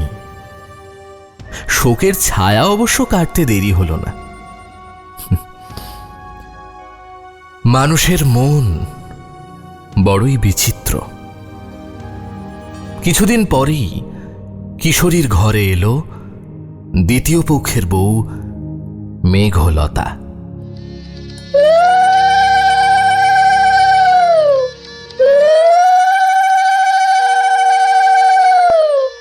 নতুন বউ দেখতে যেমন সুন্দর, কাজেও তেমনি পটু। পাড়ার মেয়েরা বউরা তাকে দেখতে ভিড় জমালো। আহা, দেখেছিস নতুন বউকে? যেমন রূপ তেমনই গুণ, কাজকর্মে ভারী হুঁশিয়ার। আগেরটার মতো এমন আনাড়ি নয় বাপু। হবে না, একেই বলে লক্ষ্মী। অলক্ষ্মী বিদেয় হয়েছে, তাই তো সংসারে শ্রীবৃদ্ধি।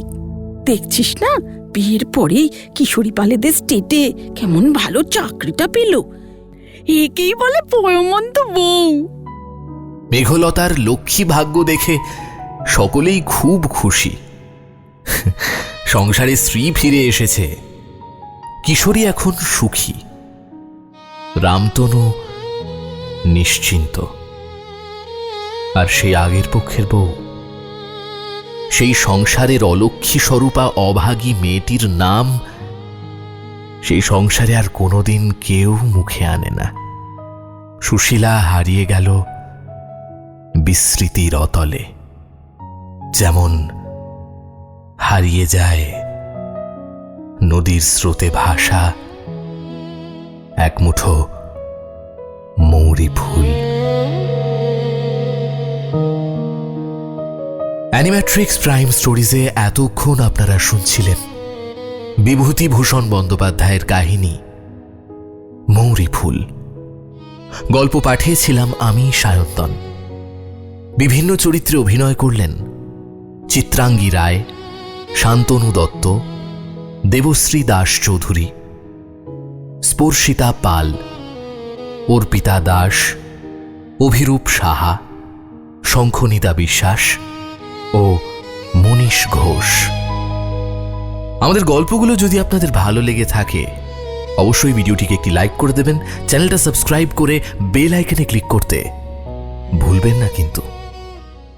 এই রকম সব ক্লাসিক গল্প পেতে সাবস্ক্রাইব করুন অ্যানিম্যাট্রিক্স প্রাইম স্টোরিজ।